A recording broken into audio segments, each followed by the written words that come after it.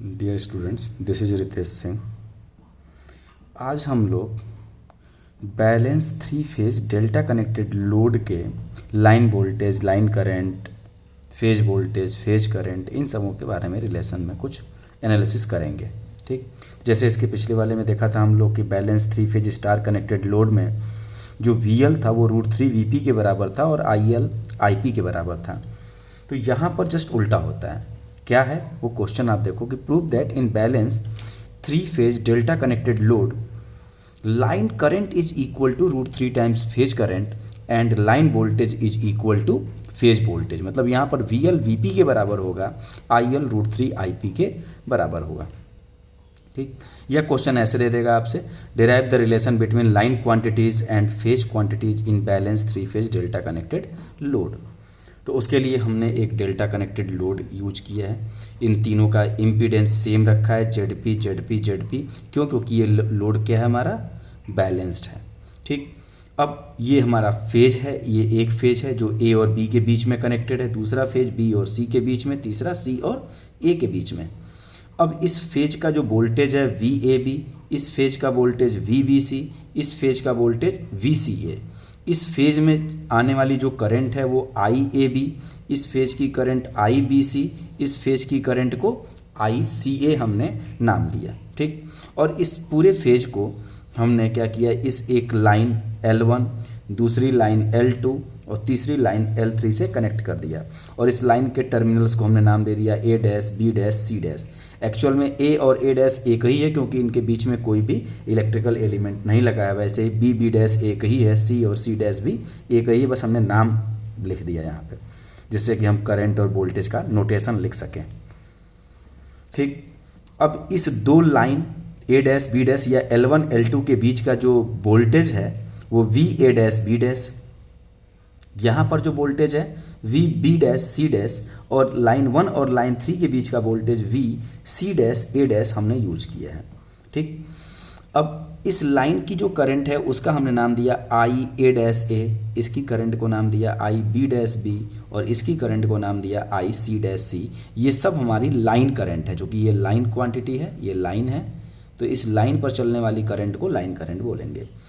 अब हम लोग यहाँ पे चूँकि करंट का रिलेशन हमारा अलग है फेज और लाइन का, वोल्टेज का सेम है, तो वोल्टेज तो हम लोग बाद में यूज कर प्रूव करेंगे। अभी हम पहले करंट के बारे में बात करें तो let the phase currents are IAB, इस फेज की करंट को हमने IP एंगल 0 बोल दिया, इस फेज की करंट को IP एंगल -120 डिग्री और इस फेज की करंट को ICA जो है IP एंगल +120 डिग्री बोल दिया। हमने इसको 0 डिग्री पर -120 डिग्री और +120 डिग्री पर ले, जैसे वहाँ पर हमने वोल्टेज को यूज किया था 0 -120 +120 डिग्री का फेज, वैसे यहाँ पर हमने करंट को ले लिया। अब हमें लाइन करंट और फेज करंट के बीच में रिलेशन प्रूव करना है, तो हमें यहाँ पर KCL इस पॉइंट पर या फिर इस पर या फिर इस पर किसी एक पर आप KCL यूज करके यहाँ पर प्रूव करोगे। ठीक, अब देखो इसकी जो करंट आ रही है, ये करंट हमारे पास क्या है IA डैश A, और ये कहाँ की करंट है, लाइन पे चल रही है, इसका मतलब ये लाइन करंट है। और ये करंट फेज की है और ये भी करंट फेज की है। इस नोड पर 3 ब्रांच कनेक्टेड है, एक इधर से, इसमें करंट आ रही है IA डैश A, इसमें करंट जा रही है IAB और इसमें करंट जा रही है ICA। तो इस पर क्या होगा, ये इनकमिंग है, ये भी इनकमिंग है, तो IA dash A plus ICA is equal to IAB। यही चीज़ हमने यहाँ पर यूज की है। तो KCL at node A, IA dash A plus ICA is equal to IAB, तो IA dash A is equal to IAB minus ICA। अब IAB को हमने लिख लिया IP एंगल 0, ICA को लिख लिया IP एंगल +120 डिग्री, और IP कॉमन ले लो तो 1 एंगल 0 माइनस 1 एंगल +120 डिग्री। अब आपको कैलकुलेटर यूज कर लेना है, 1 एंगल 0 माइनस 1 एंगल 120 डिग्री, इसको कन्वर्ट पहले लिख लो, इसकी वैल्यू आ गई है 1.5, मतलब इसका रेक्टेंगुलर पार्ट में रियल पार्ट इसका 1.5 यहाँ लिखा हमने। शिफ्ट दबा के इक्वल करो -0.866i और ये इसका इमेजनरी कंपोनेंट हो गया। अब इसे अगर हम पोलर फॉर्म में कन्वर्ट कर देंगे तो इसकी वैल्यू 1.732, इसका मैग्नीट्यूड आ जाएगा 1.732 और इसका एंगल आ जाएगा -30 डिग्री। तो ये हमारे पास आ गया, इन दोनों का सब्ट्रैक्शन इतना आ गया। ठीक। 1.732 कुछ और नहीं है भैया, √3 है ये, और √3 IP मल्टीप्लाई हो गया एंगल ये। अब चूंकि ये हमारी एक लाइन करंट थी, तो इस लाइन करंट को हम नोटेशन के फॉर्म में लिखेंगे IL और एंगल θ1। अगर हम इसका और इसका कंपेयर करेंगे तो ये IL √3 IP के बराबर होगा और θ1 -30 डिग्री के बराबर होगा। तो IL equal to √3 IP and θ1 equal to -30 degree. By this relation we can say that line current is equal to √3 times phase current. अब हम लोग KVL यूज कर ले, बाय यूजिंग KVL। अब KVL कैसे यूज करेंगे थोड़ा देखो। अगर हम यहाँ पर KVL यूज करें इस वाले मेश में, तो यहाँ पर देखो दो लाइन के बीच का वोल्टेज हमारा क्या है VA', और यहाँ पर फेज का वोल्टेज VAB। तो अगर हम इसको यूज कर लेंगे इस लूप में KVL, तो यहाँ पर एक वोल्टेज ये मिला और एक वोल्टेज ये मिला, और इन दोनों का ही एडिशन 0 के बराबर होगा। तो प्लस यहाँ पर अगर देखा जाए तो ये प्लस ये माइनस, करंट इसमें ऐसे जा रही है तो ये प्लस ये माइनस, तो plus VA', minus VAB equal to 0 होगा, मतलब VA', is equal to VAB। Same वैसे ही अगर हम इसमें यूज कर लें तो VB', C' is equal to VBC, और अगर हम बाहर वाले में यूज कर लें तो VC', A' is equal to VCA। यही मैंने यहाँ पर लिखा हुआ है। VA', B' is equal to VAB, VB', C' is equal to VBC, VC', A' is equal to VCA। अच्छा, A', B' मतलब लाइन के बीच का वोल्टेज था इसलिए इसको VL लिख लिया। AB फेज के बीच का वोल्टेज था इसलिए VP लिख लिया। ये भी VL और ये VP, VL VP, यहाँ पर मतलब VL VP के बराबर है। ये KVL यूज करके हम लोगों ने प्रूव कर लिया। अब अगर हम इसका फेजर डायग्राम बनाएं तो आपको इसका फेजर डायग्राम बनाना है इन दोनों को यूज करके। तो पहले हमने IAB बना लिया 0 डिग्री पर, IBC बनाया -120 डिग्री पर, ICA बनाया +120 डिग्री पर। क्वेश्चन में हम लोगों ने इसको यूज किया था IAB मतलब IP एंगल 0, ये हमारा IP एंगल 0 है, ये हमारा IP एंगल -120 डिग्री है, ये IP एंगल +120 डिग्री है। तो हमने इसको ऐसे यूज कर लिया। अब IA' क्या है, IAB माइनस ICA, AB में से CA को हमें सब्ट्रैक्ट करना है। तो आप जानते हो भाई दो वेक्टर को सब्ट्रैक्ट कैसे करते हैं, पहला वेक्टर बना लो, दूसरे वेक्टर का निगेटिव वेक्टर बनाओ, तो अपोजिट वेक्टर ICA ये है तो I माइनस ICA ये होगा।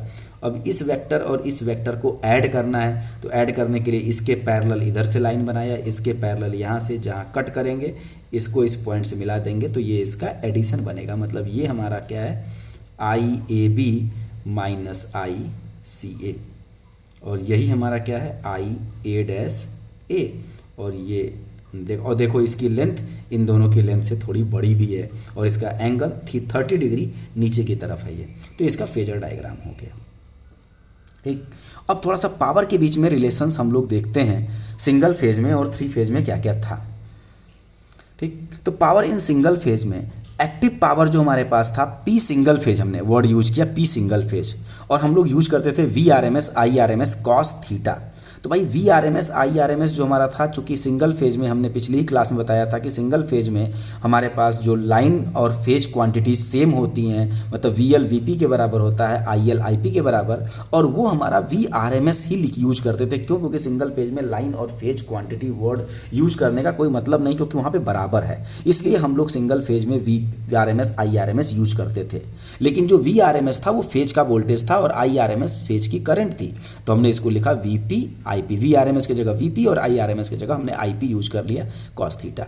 अच्छा, ये एक फेज की पावर है। अगर ऐसे ही 3 फेज आपस में स्टार में या डेल्टा में कनेक्टेड हों तो जो 3 फेज की पावर होगी जस्ट इसका क्या हो जाएगा 3 टाइम्स हो जाएगा। तो बस हमने इसमें 3 से मल्टीप्लाई कर दिया। तो जब 3 फेज में एक्टिव पावर की बात करेंगे तो 3 VP IP cos थीटा। अच्छा, चूंकि 3 फेज में हमारे पास VP IP के साथ साथ VL IL भी वर्ड यूज करते हैं, मतलब लाइन वोल्टेज और लाइन करंट भी क्वांटिटीज हमारे पास होती है। तो अगर हम लाइन वोल्टेज और लाइन करंट के फॉर्म में लिखते हैं तो इस VP को कन्वर्ट कर दो, चाहे स्टार या चाहे डेल्टा मान के आप इसे कन्वर्ट करो, VP की जगह पर VL यूज कर लो और IP की जगह पर IL/√3, क्योंकि देखो IL इक्वल टू √3 IP, तो IP की जगह पर IL/√3 यूज कर लो। तो यहाँ पर VL लिख लो, यहाँ पर IL/√3, और इस 3 से √3 कैंसिल होगा तो √3 VL IL cos थीटा आ जाएगा। तो यहाँ पर 2 फॉर्मूले यूज किए जाते हैं। और हम लोग बेसिकली बस केवल इस वाले फॉर्मूले को याद रखेंगे, 2 फॉर्मूले हम यूज करेंगे, क्वेश्चन में गलत कर जाते हैं अक्सर। तो केवल एक फार्मूला हम यूज करेंगे जो कि सिंगल फेज की power VP I P cos theta, 3 phase की power 3 VP I P cos theta active power. Reactive power single phase की VP I P sine theta और यहाँ पर 3 फेज की 3 VP I P sine theta. ये √3 VL/IL sine theta भी होता है, लेकिन आप पहले इसी को यूज करेंगे। एपरेंट पावर सिंगल फेज में वीपी आई पी था, तो 3 फेज में 3 वीपी आई पी होगा। अब 3 फेज का जो हम लोग पावर है उसको हम लोग एक मेथड है जिससे हम मेजर करते हैं, और उस मेथड का नाम है 2 वाट मीटर मेथड। तो वाट मीटर एक मेजरिंग इंस्ट्रूमेंट होता है जो किसी भी लोड का पावर मेजर करता है। ठीक, तो 3 फेज हमारे पास है और वाट मीटर कितने हैं? 2 हैं। तो 2 वाट मीटर की मदद से हम 3 फेज की पावर का मेजरमेंट करेंगे। तो उन दोनों वाट मीटर की अपनी कुछ रीडिंग आती है। हम लोग इसको प्रूविंग इस डिटेल में बाद में देखेंगे, अभी हम उस रीडिंग की बात करते हैं। तो जो रीडिंग ऑफ वाट मीटर 1 है वो रीडिंग इस फॉर्मूले से गवर्न होती है, VL/IL cos 30 माइनस थीटा, जो थीटा आपका पावर फैक्टर एंगल है। उसी तरह से वाट मीटर 2 की जो रीडिंग है VL/IL cos 30 प्लस थीटा। अच्छा, 3 फेज की पावर हम 2 वाट मीटर की मदद से अगर मेजर कर रहे हैं तो W1 प्लस W2 का जो एडिशन होगा वो किसके बराबर आना चाहिए? P3 फेज के बराबर आना चाहिए। या तो हम इस फॉर्मूले से पावर मेजर करें या W1 और W2 को निकालें और उसके बाद उसको हम साइन के साथ उसे ऐड कर दें, जो भी उसका साइन आए उसके साथ उसे ऐड कर दें, तो P3 फेज के बराबर होना चाहिए। ठीक, अब आप इस पर अलजेब्रा करो, इसको और इसको आप ऐड करके देखो कि क्या ये वैल्यू इतनी या इतनी आ रही है कि नहीं। आप अपने आप करना, VL/IL cos 30 minus theta plus VL/IL cos 30 plus theta, तो cos A minus B plus cos A plus B वाला फॉर्मूला यूज करके आप देखना ये वैल्यू आपको मिल जाएगी, √3 VL/IL cos थीटा। ठीक है, तो जो W1 और W2 का जो एडिशन होता है वो P3 फेज के बराबर होता है। न्यूमेरिकल में आपसे W1 W2 पूछा भी जाता है, P3 फेज इस फॉर्मूले से भी निकालो और यहाँ से W1 और यहाँ से W2 निकालो और इन दोनों को ऐड करके देखो, मैच कराओ कि क्या P3 फेज के बराबर आ रहा है कि नहीं। ठीक है, तो ये चीज़ हम लोग सीखेंगे, देखेंगे न्यूमेरिकल्स में। प्लस 2 वाट मीटर की मेथड से किसी भी लोड का हम पावर फैक्टर कैलकुलेट कर सकते हैं। ठीक है, और पावर फैक्टर मतलब दोनों के बीच का एंगल थीटा हम निकाल सकते हैं, और उसका भी प्रूविंग हम लोग बाद में देखेंगे। बस हम फॉर्मूले की बात की है, power factor angle by using 2 watt meter method. तो पावर फैक्टर एंगल जो थीटा होता है वो tan inverse √3 W1 minus W2 upon W1 plus W2 होता है। अब अगर हम इसका पावर फैक्टर निकालना हो तो कॉस ऑफ दिस थीटा अगर कर देंगे तो इसका पावर फैक्टर भी यहाँ पर निकल जाएगा। ठीक, अब अगली क्लास में हम लोग न्यूमेरिकल करने के लिए थोड़ा सा अभी बेसिक्स इसका बना लेते हैं, फिर अगली क्लास में हम लोग उसका न्यूमेरिकल करेंगे। अब 3 फेज में आपने देखा कि वोल्टेज हमारे 2 तरह के हैं, लाइन का भी वोल्टेज मिलता है, फेज का भी वोल्टेज मिल रहा है। करंट भी आपने देखा 2 तरह की करंट मिल रही है, लाइन की भी करंट मिल रही है और फेज की भी करंट हमें मिल रही है। क्या हमें लाइन का इम्पीडेंस मिला? अभी तक हमने कभी लाइन के इम्पीडेंस के बारे में बात की? बात नहीं की, क्योंकि लाइन का इम्पीडेंस ना के बराबर है, इसका मतलब ये पॉसिबल नहीं है। लेकिन फेज का इम्पीडेंस होता है, इसका मतलब हमें 3 फेज के न्यूमेरिकल्स में या 3 फेज की प्रॉब्लम में VL भी मिलता है, VP भी मिलता है, IL IP ये सब मिलते हैं, बस ZL नहीं मिलता है, ZP मिलता है। ठीक, जैसे मान लो आपके पास एक 3 फेज का मोटर है और ये स्टार में मान लो कनेक्टेड है, ये एक फेज, ये दूसरा फेज और ये तीसरा फेज, और इसको हमने ऐसे कनेक्ट कर दिया। अब एक चीज़ ये कि मोटर के अंदर फेज है, ये हमारा फेज 1 है, ये फेज 2 है, ये फेज 3, तो इसका voltage phase voltage VP1 VP2 और ये VP3 फेज वोल्टेज इसके अंदर है। क्या अगर हमें किसी इस मोटर के ऊपर अगर न्यूमेरिकल 3 फेज का बनाना होगा तो मोटर के रनिंग कंडीशन में क्या हम VP1 VP2 और VP3 कैलकुलेट कर पाएंगे? क्या मेजर कर पाएंगे? नहीं। हमें रनिंग कंडीशन में हमें सामने क्या दिखता है? लाइन। आप देखो वो फैन चलता है तो फैन के अंदर जो फेज है, क्या हम उस फेज के ऊपर जो वोल्टेज बन रहा है वो कैलकुलेट करते हैं, या जो फैन से जो दो वायर स्विच बोर्ड तक कनेक्टेड हैं उन दोनों वायर के बीच के वोल्टेज को कैलकुलेट करते हैं, उन दोनों वायर के करंट को कैलकुलेट करते हैं, न कि पंखे के अंदर जाके हम उसके वोल्टेज और करंट को कैलकुलेट करते हैं। इसका मतलब जो हम लोग मेजरमेंट कर पाते हैं वो लाइन की क्वांटिटी का हम लोग रनिंग कंडीशन में मेजरमेंट करते हैं।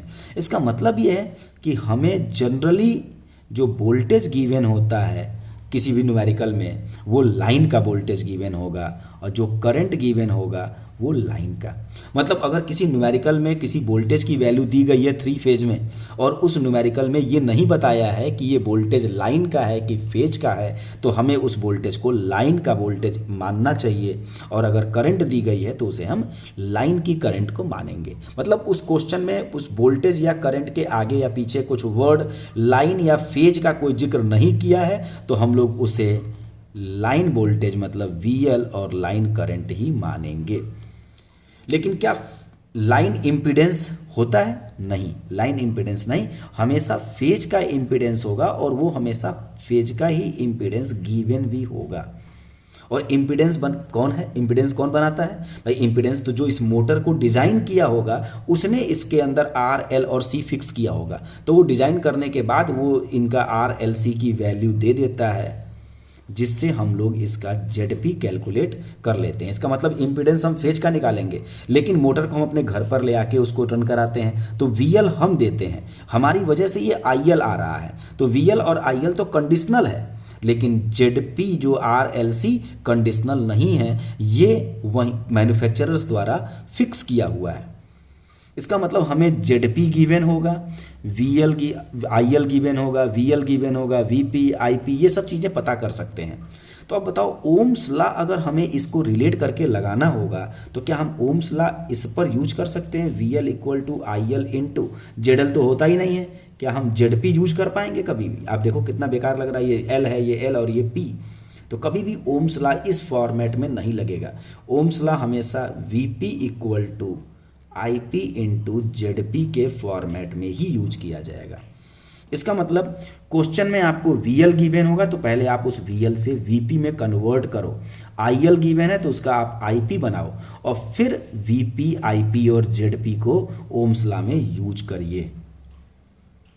और कहोगे कि सर ये कन्वर्जन कैसे करें? तो इसी कन्वर्जन के लिए तो हम लोगों ने क्वेश्चन 1 और क्वेश्चन 2 पढ़ा अभी, कि स्टार कनेक्शन में VL और VP में क्या रिलेशन है, डेल्टा कनेक्शन में VL और VP में क्या रिलेशन है, IL IP में क्या रिलेशन है, VL डेल्टा कनेक्शन और स्टार कनेक्शन में इनमें क्या रिलेशन है। क्या कभी हमने स्टार या डेल्टा कनेक्शन में ZL ZP के रिलेशन के बारे में बात की?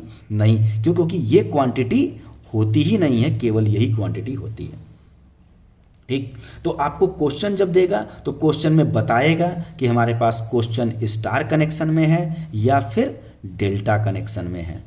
तो स्टार कनेक्शन में और डेल्टा कनेक्शन अगर गिवन है और आपको कोई भी वोल्टेज गिवन है तो वो वोल्टेज VL है, तो VL को हम VP में बनाएंगे, किसको देख के? कनेक्शन को देख के कि हमारा न्यूमेरिकल किस कनेक्शन में है। अगर स्टार में है तो स्टार के फॉर्मूले को यूज करके VL से VP में कन्वर्ट करेंगे। अगर हमारा न्यूमेरिकल डेल्टा कनेक्शन में है तो हम डेल्टा के फॉर्मूले को यूज करके VL से VP में कन्वर्जन करेंगे, या अगर IL है तो IL से IP में कन्वर्ट करेंगे, और फिर हम ये ओम्स लॉ यूज करेंगे।